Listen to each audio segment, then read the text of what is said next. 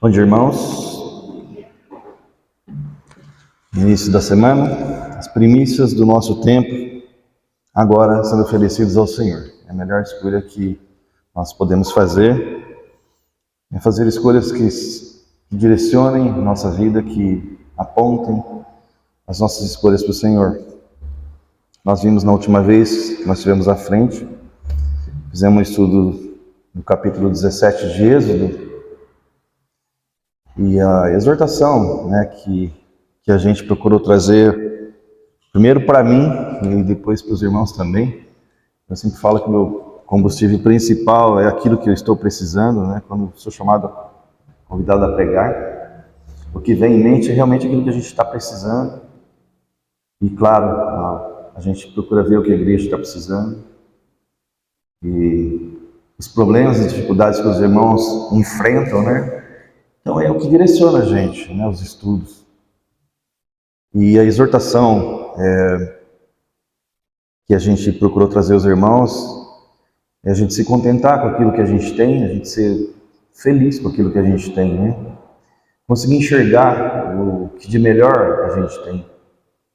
Que se por um lado temos problemas, temos dificuldades, por um outro nós temos a proteção do Senhor, nós temos o conforto do Senhor, nós temos a palavra dele, que é a única coisa concreta que nós temos. A gente vê coisas escritas 2, 3 mil anos atrás e é como se fosse ontem, como se fosse hoje, agora sendo escrito.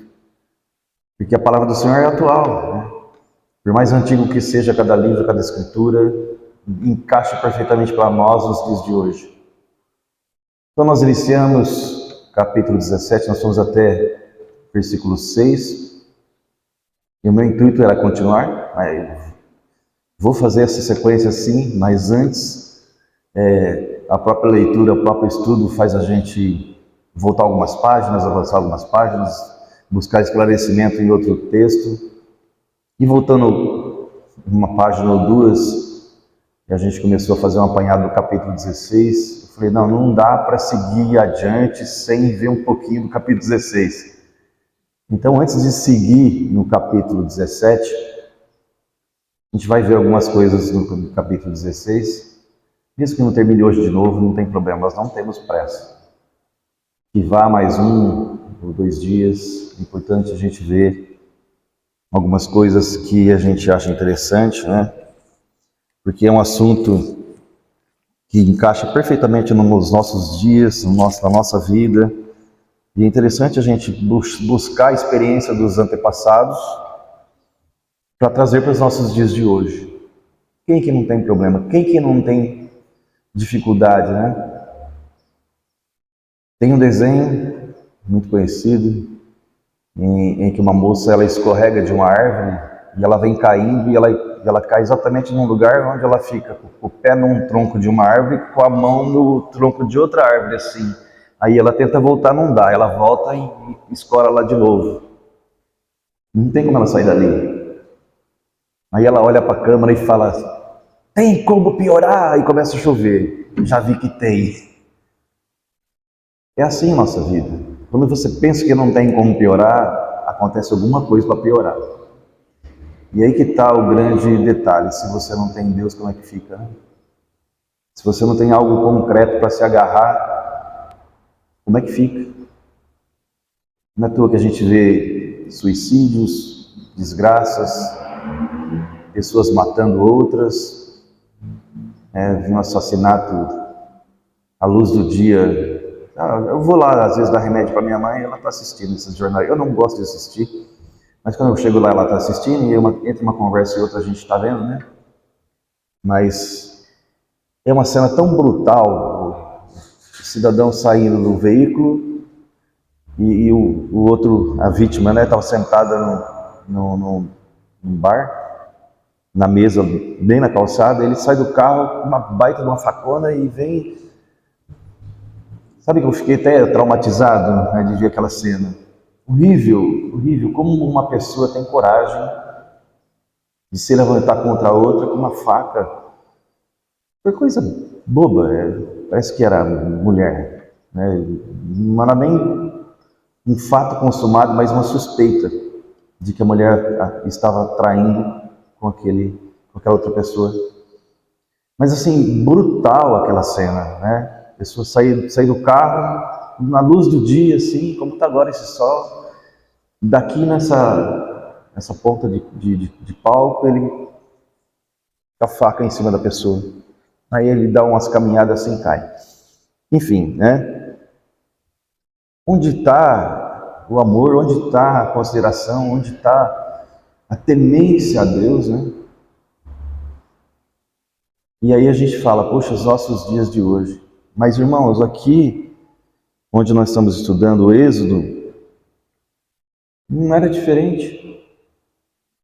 Claro que aqui não vamos ler nenhum assassinato, nenhuma faca aqui nesses capítulos que nós estamos vendo, mas o desamor, o desafeto, a desobediência, a falta de se confortar com as coisas que realmente têm importância. É um apelo, irmãos, para a gente aprender a se confortar com o que realmente interessa nas nossas vidas. Nós estamos aqui de passagem, nós somos forasteiros, a palavra de Deus diz, né? Somos mordomos. Nós não temos nada, tudo que nós temos, nós estamos administrando algo que Deus confiou a nós. Por pouco ou por muito. Então já começa aí a gente não reclamar. Se Deus deu pouco para você cuidar, porque você não tem competência de cuidar mais. Ou se você tem competência, você não vai conseguir lidar bem com mais do que aquilo. É simples assim, irmãos. Não é questão de estudo, não é questão de oportunidade. Preste atenção. Existem pessoas muito bem estudadas e não têm oportunidades boas. Passa essa vida com uma bagagem imensa de informação e não sai do lugar com aquilo. Enquanto tem pessoas que não tiveram oportunidade de estudar, mas Deus deu outras oportunidades que fizeram aquela pessoa ser muito próspera. Preste atenção ao seu redor no que eu estou dizendo, não é história da carochinha, eu estou aqui para encher linguiça, né, com o discurso, mas prestem atenção ao seu redor, as coisas que acontecem com as pessoas no seu trabalho, na sua vida cotidiana, com o seu vizinho. Isso não é bem assim. Não é questão de você estudar, de você se dedicar. Claro que entra o empenho. Sim, Deus quer que você faça a sua parte. Aliás, Ele quer que a gente peça para Ele os mínimos detalhes. Então não fique de braço cruzado por causa do que eu estou dizendo. Mas tenha no teu coração que é Deus que faz. É Deus que recompensa. É Deus que dá as oportunidades. Eu marquei um versículo tão bom que encaixa certinho com isso, só que ele está fora do meu contexto aqui. Sim. 1 Samuel 7,12. Não precisam ir lá, irmãos.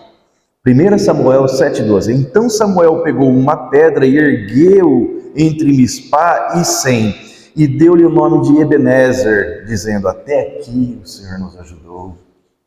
Olha que palavra boa, irmãos, para estar no nosso vocabulário constantemente. Então não é até aqui o meu empenho me ajudou, o meu estudo me ajudou, sabe? A minha inteligência, a minha astúcia, a minha eloquência, mas Ebenezer, o Senhor nos ajudou. É Deus que dá as oportunidades.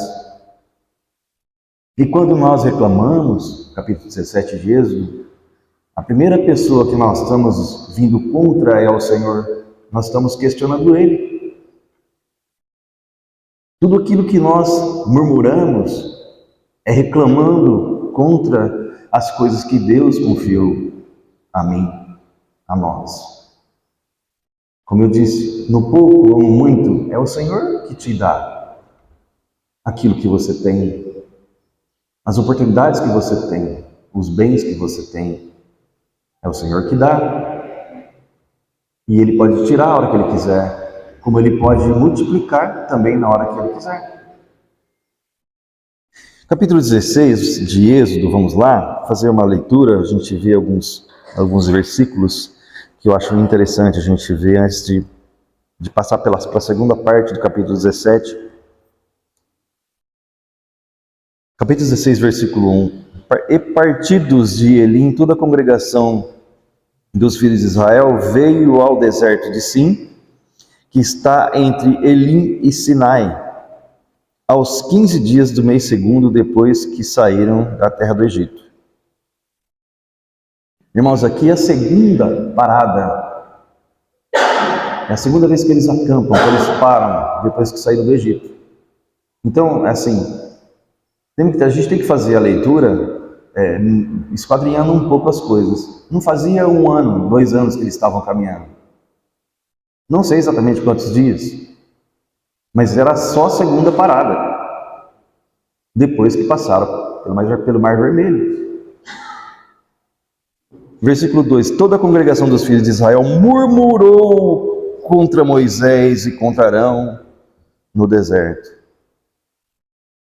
Olha aí. Murmuraram contra Arão e contra Moisés. Contra Arão e contra Moisés? Contra o Senhor. O que estava fazendo Arão e Moisés? Exatamente o que o Senhor mandava, o que o Senhor falava. Eles eram porta-vozes do Senhor. Deus falava para Moisés, Moisés passava para Arão, Arão ia lá, ambos, cumpriam aquilo que Deus tinha falado.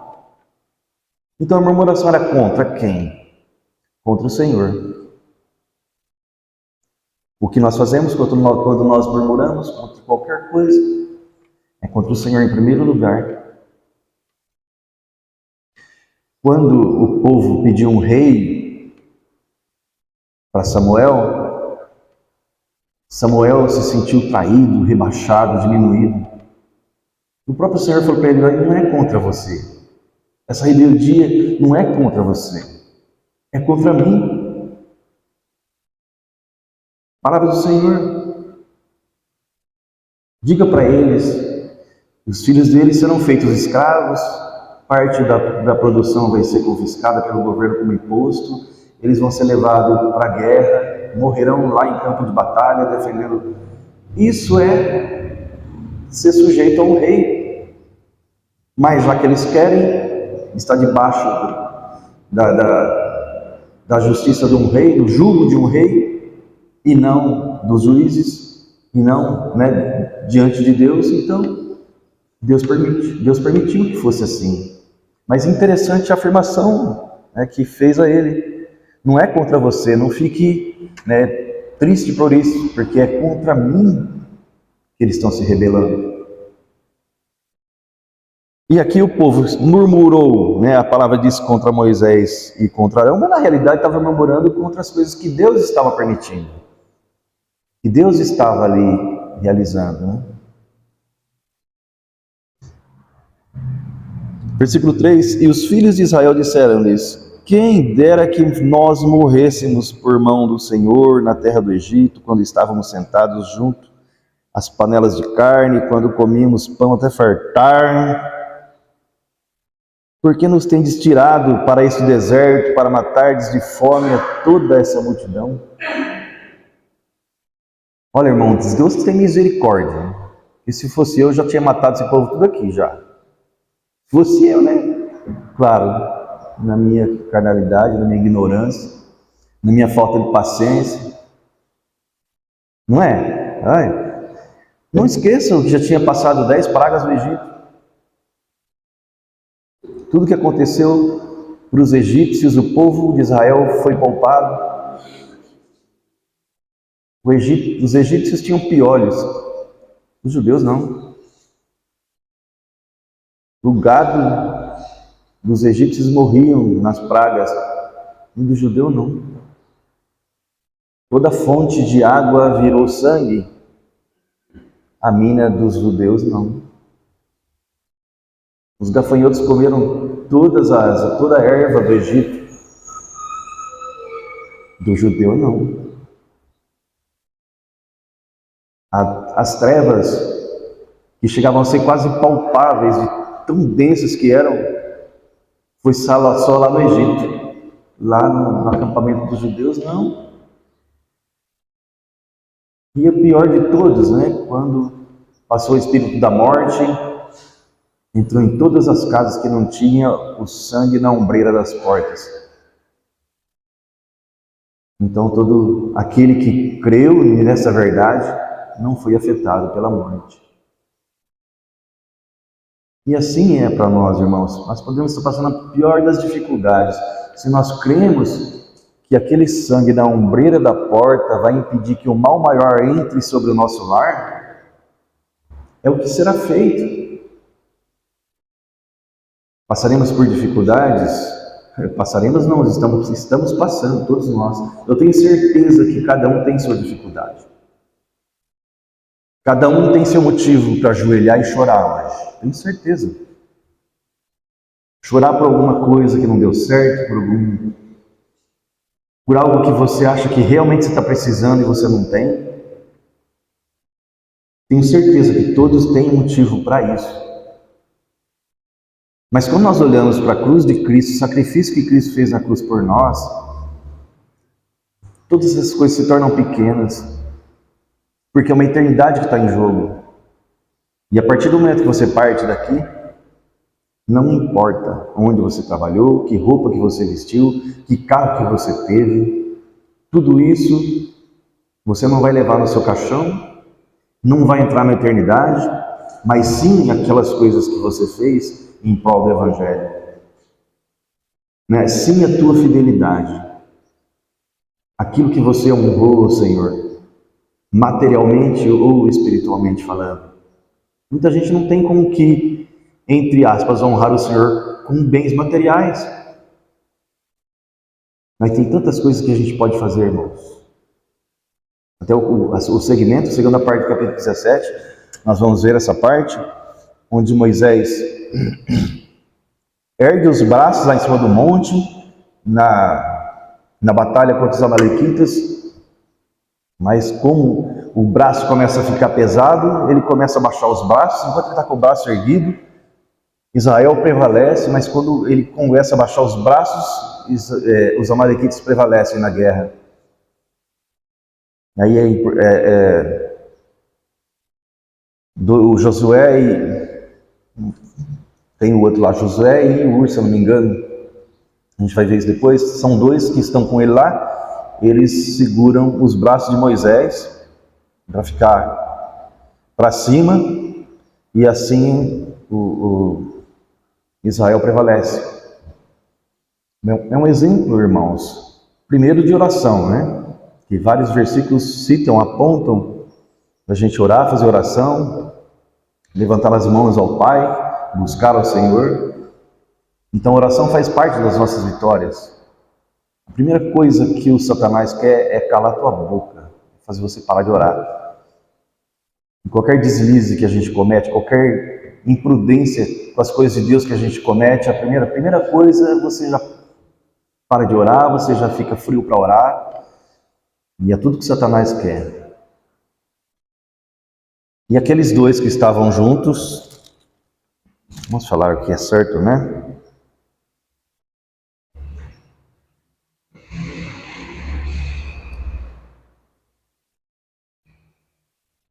Estou procurando aqui os nomes, irmão. Eu sou péssimo de memória.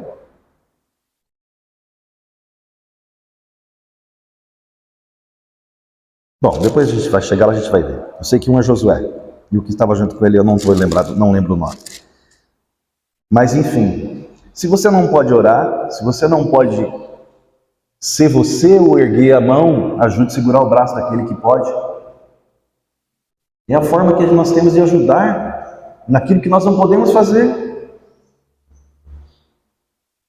E se você não pode... É Ur mesmo, né? Eu estava inseguro para falar, mas Ur e Josué. Então, se você não pode fazer algo, irmãos, você pode ajudar quem pode fazer. Lembra que Jetro, quando veio trazer a esposa de Moisés e os filhos, ele viu que a congregação toda levava casos para o Moisés resolver. Ele ficava o dia todo resolvendo problemas, julgando problemas do povo. Imagina, né? Olha como se espelha nos nossos dias de hoje, irmãos. Eu estava falando que eu sei que todo mundo tem problema, né? E o povo trazia problema para Moisés.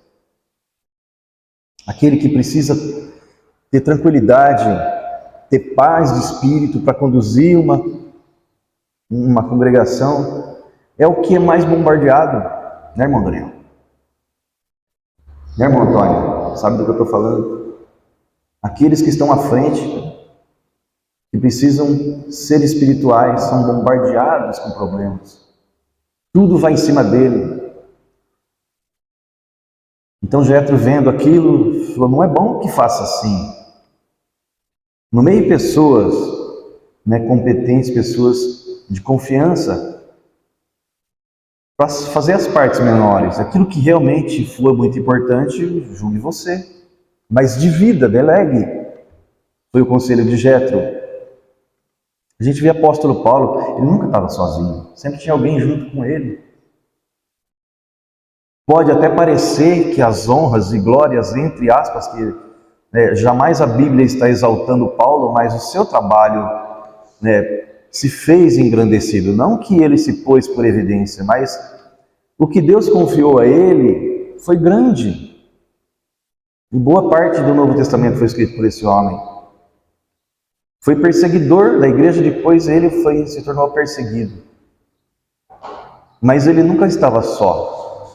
E as honras e glórias que aparentemente, que muita gente pode ler e falar assim: pô, só fala de apóstolo Paulo no Novo Testamento, apóstolo Paulo, apóstolo Paulo, apóstolo Paulo. Mas veja quantos ajudaram a ele. Deus vai recompensar essas pessoas de igual modo, irmãos. Às vezes na igreja, a pessoa não vem aqui pregar, não toca no piano, não canta no coral. Pode ser que ela tenha um galardão muito maior do que todos esses que fazem isso. Que pode estar fazendo outras coisas tão importantes quanto, ou mais importantes ainda. Tem pessoas que evangelizam muito bem, tem pessoas que aconselham muito bem, fazem visitas, é muito bem-vindo, ganha almas fazendo visitas. Tem pessoas que têm um talento para entregar folheto, irmãos. É coisa assim, de você não tem como explicar. Por quê? Porque, volta no começo, não é a nossa competência, é o que Deus confiou a cada pessoa. É os talentos, né? Deu 10 para um que granjeou mais 10 talentos, deu 5 para outro que granjeou mais 5, e deu apenas 1 para um que enterrou e não fez nada. A própria ação de cada um mostrou porque que recebeu só um. Porque se desse os 10, ele ia enterrar também. Então, é pequeno o seu talento, granjei mais com esse pouco que Deus te deu, porque foi Deus que te deu. Você vai menosprezar aquilo que Deus te deu.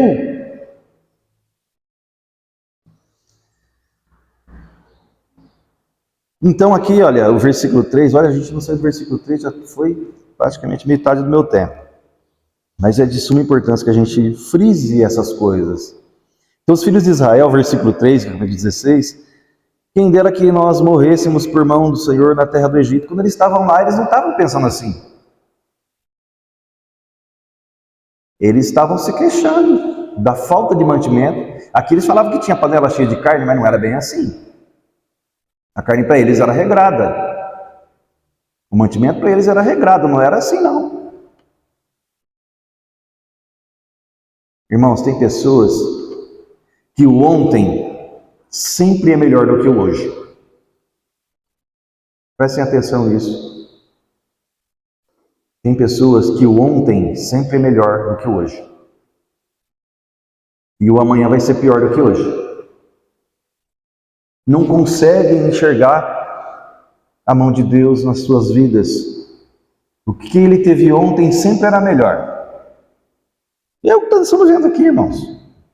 Mas analisem no seu círculo de amizade, na sua família, se não é assim.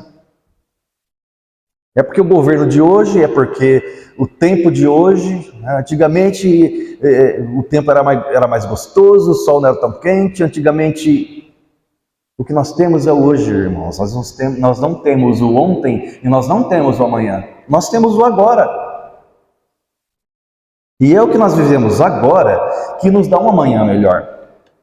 É o que nós decidimos agora que nos torna pessoas melhores amanhã.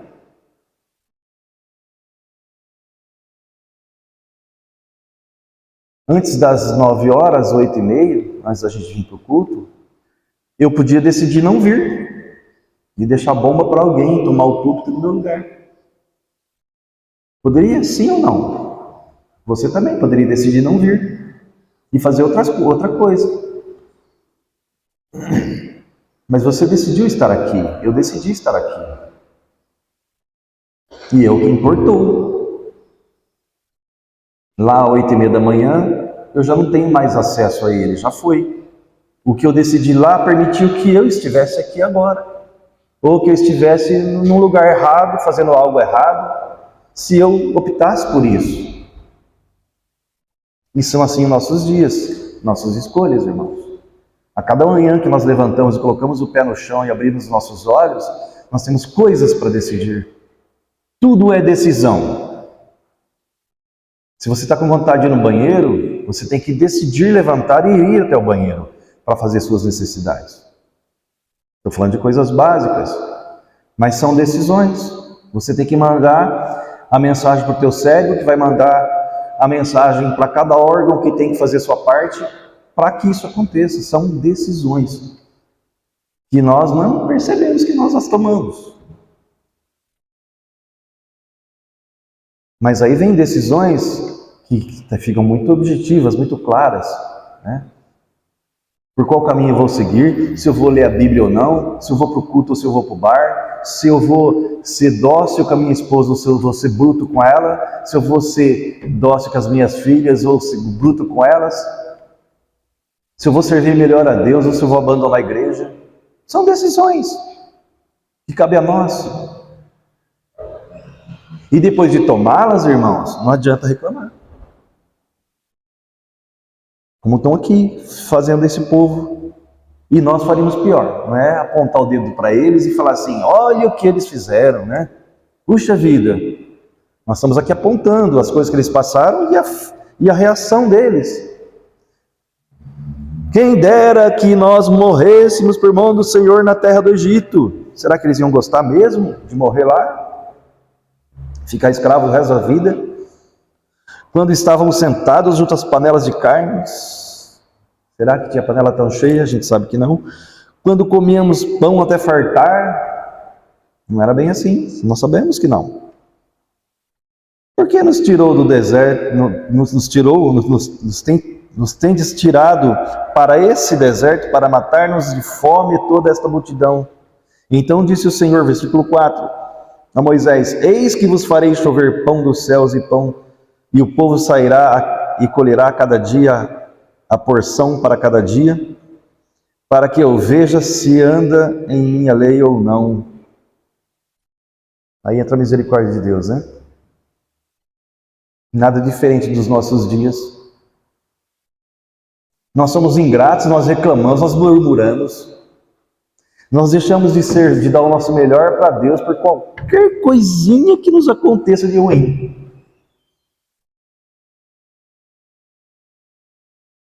E Deus, né, faz assim, quer saber uma coisa? Se dane, se vire, não estou mais aí com você. É assim que Deus faz. Diante da ingratidão, Deus vai prover um pão, vai chover pão, fazer chover pão para esse povo. Entra a misericórdia. O homem não sabe fazer misericórdia. A maioria dos irmãos sabem que eu tenho uma dificuldade com a minha mãe. Ela me azucrinou tanto esses dias, ontem ou antes de ontem. Eu sou tão péssimo de memória. E ela tem que tomar remédio, eu que vou lá dar o remédio para ela, de noite principalmente, né? Não sabe mais separar os remédios. Mas ela tem mais lucidez do que assim, esquecimento. Importante frisar isso, né? Porque alguém vão pensar que eu sou um carrasco, mas não. Irmãos, ela não queria comer.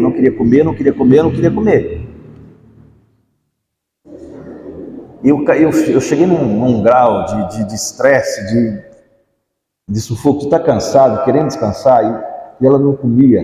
Não queria comer. Então, mãe, só quer saber uma coisa? Você não quer comer? Você não vai poder tomar remédio se não comer. Então, ó, a senhora não come, a senhora não toma remédio, tchau, vou embora. E fui embora, irmãos. Eu fiz isso. Eu perdi a paciência. Claro, né, que depois eu voltei atrás, né? Mas só para ver até onde vai. Deus não é assim. Nós somos essa porcaria que eu acabei de falar, né? De perder a paciência, de perder as estribeiras. Quem que não passou por isso? Eu estou falando aqui de mim, mas quem que já não fez alguma coisa desse tipo? Não é o normal de um crente. Não é uma atitude certa de um crente, né? Você perder a paciência com uma pessoa de idade e já tem seus limites. Só que ela ultrapassou os meus limites, né? São anos fazendo isso. E coisa básica, né? Você tem que ensinar também a pessoa a ter um pouco de respeito com o seu tempo, com a sua hora, com a sua disposição.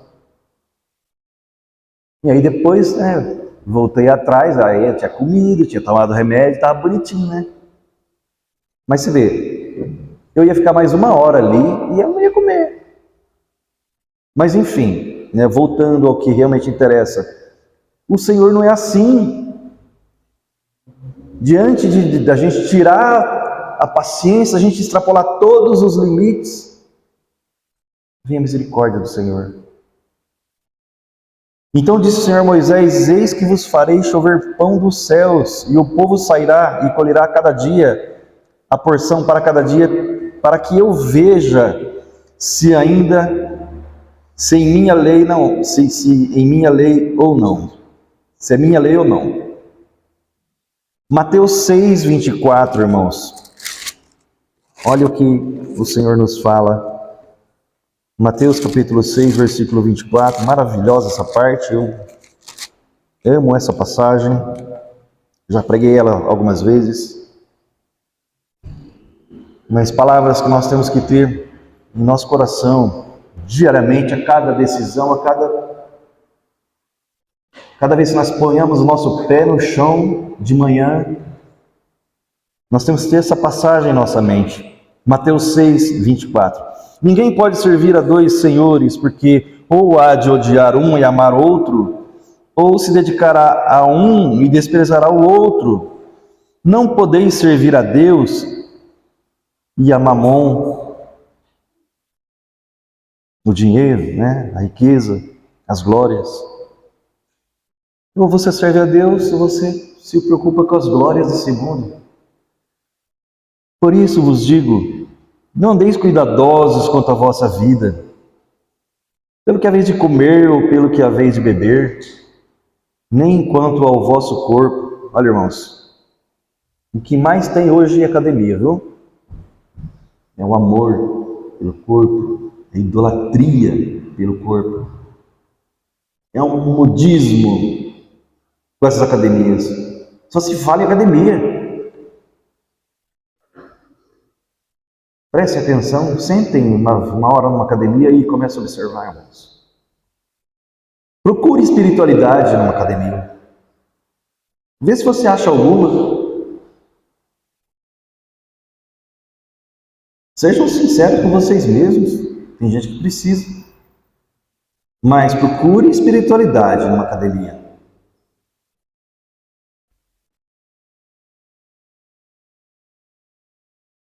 Nem quanto ao vosso corpo, pelo que haveis de vestir. Não é a vida mais do que o mantimento e o corpo mais do que a vestimenta? Olhai as aves do céu, que não semeiam, não cegam, nem ajuntam em celeiros. Conhece algum passarinho que tem baú para guardar mantimento ou não? O único passarinho que tem baú é o João de Barro, mas ele só guarda os filhotinhos dele, até ele poder voar. Mais nada. Não tem mantimento lá dentro, não. Casinha de João de Barro na celeira.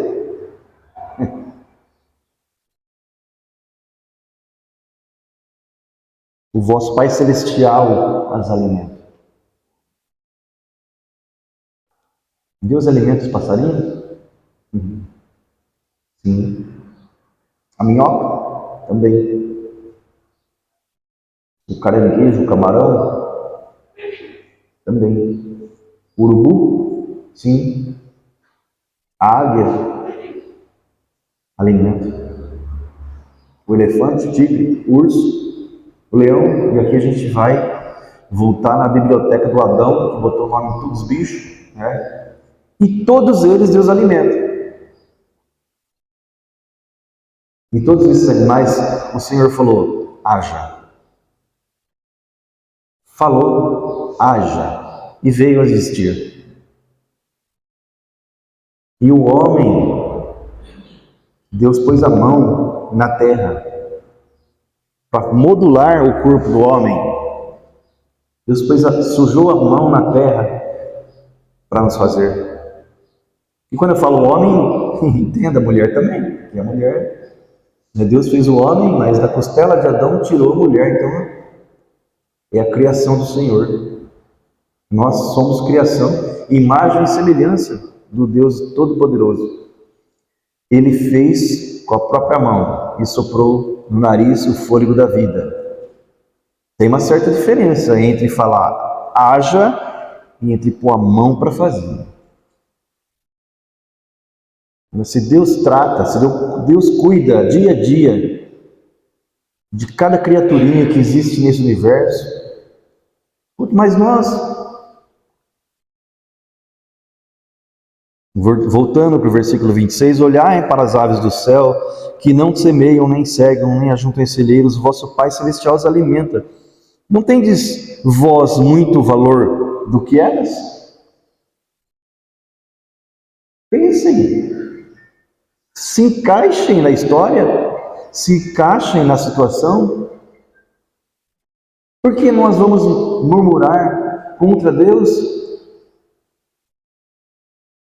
E qual de vós poderá, com todos os seus cuidados, acrescentar um côvado, 44 centímetros, 44,44, na medida é mais atual.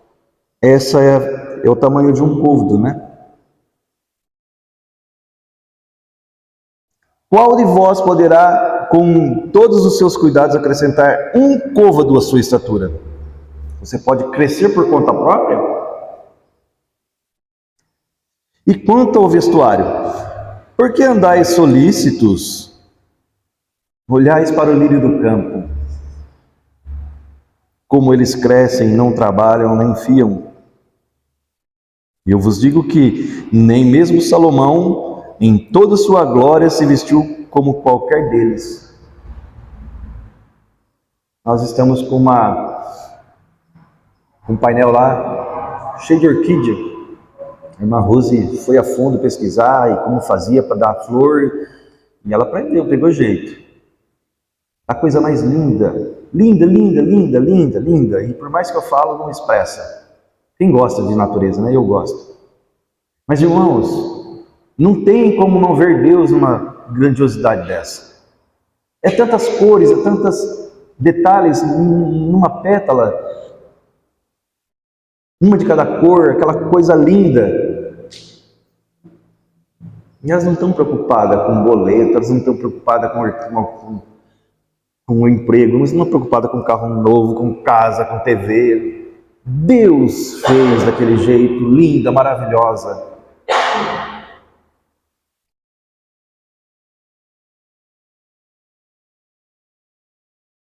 Pois se Deus assim veste a erva do campo, que hoje existe e amanhã é lançada no forno, não vos vestirá muito mais a vós, homens de pequena fé? Nós somos homens de pouca fé. E quando Cristo vir, vai encontrar menos fé ainda, diz a palavra de Deus. Na chegada de Cristo vai ter menos fé do que nós temos hoje, que já é quase nada. Cristo fala que se nós tivéssemos a fé do tamanho de um grão de mostarda, que é uma coisinha minúscula, nós poderíamos transportar um monte, né? De um lugar para outro. Para ver como é pequena a nossa fé. Versículo 31. Não andeis, pois, inquietos, dizendo que comeremos, que beberemos, ou com que nos vestiremos. Porque todas essas coisas os gentios procuram. De certo, vosso Pai Celestial bem sabe que necessitais de todas essas coisas. Deus quer que você peça, mas Ele sabe muito melhor do que a sua pronúncia o que você realmente quer. Pois se você pedir dinheiro para Deus, alegando que é para ajudar os pobres, para contribuir com a igreja, mas o seu coração está em outra coisa, Deus já sabe. Deus já sabe no teu coração o porquê você está pedindo isso que você está pedindo. Ninguém barganha com Deus, ninguém passa Deus para trás. Um dia um amigo falou assim para mim, chamou para fazer alguma coisa lá, e eu falei, não, hoje eu tenho culto, eu não vou poder ir. E você vai no culto? Vou. Ora para Deus lá, porque eu propus no meu coração aqui, estava tendo um sorteio de uma moto boa lá, e ele, se eu ganhar essa moto aí, ora lá que eu vou vender a moto e vou dar metade para a igreja. E com a outra metade eu faço o que me interessa. Será que ele estava realmente querendo ajudar a igreja? Ou metade da moto já era o suficiente para ele fazer o que ele queria fazer? Eu acho que metade da moto já era mais do que ele queria para fazer alguma coisa para ele. Você querer passar Deus para trás, né?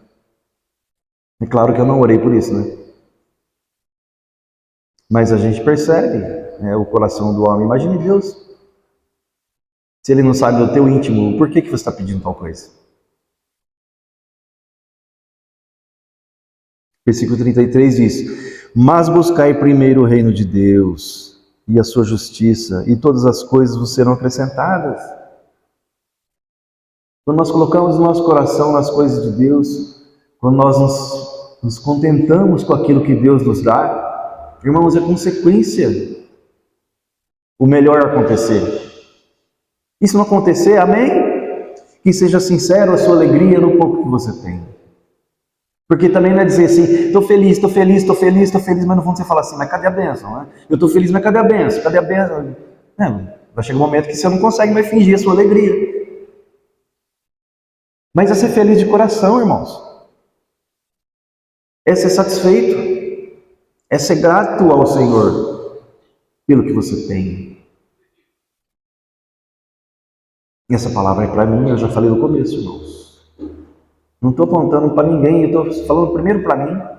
Eu preciso disso. Eu preciso pôr mais isso em prática na minha vida, irmãos. Aprender a ser feliz com aquilo que nós temos.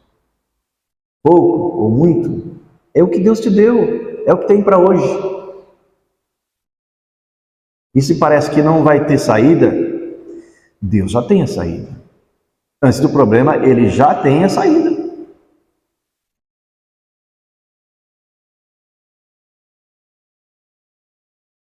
Não vos inquieteis, pois, pelo dia de amanhã, porque o dia de amanhã cuidará de si mesmo. Basta cada dia a sua riqueza, a sua maravilha, a sua bênção. É isso que está dizendo a sua Bíblia aí? Basta cada dia o seu mal. Esqueça que você vai se converter, entrar numa igreja e só ter bênçãos. Basta cada dia o seu mal. Nós teremos aflições, sim. Nós temos aflições, sim. Mas temos um Deus todo-poderoso, que já tem a saída antes de ter o problema.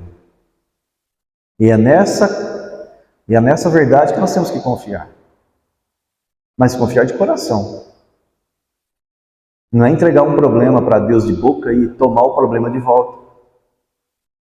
Não, isso aqui eu não dou conta. Ó Senhor, está nas tuas mãos. Aí daqui a pouco você fala, puxa, mas aquele problema lá. O que eu faço com aquilo lá? Não, mas você já não deu para Deus? Já não entregou o problema para Deus? Por que você está pegando de volta o problema que você deu para Deus? É entregar, irmãos, E deixar.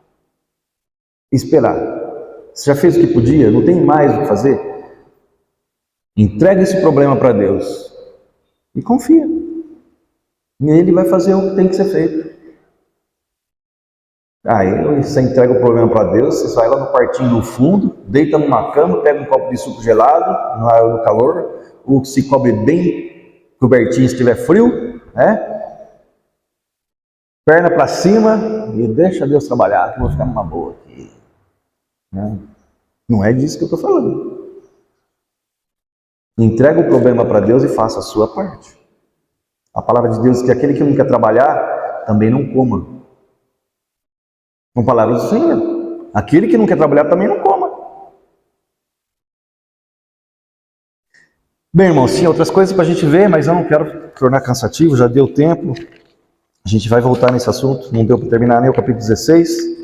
Mas, enfim, eu acho que é de suma importância que a gente tenha essa verdade no coração, né? Todos os nossos murmúrios são primeiramente contra Deus.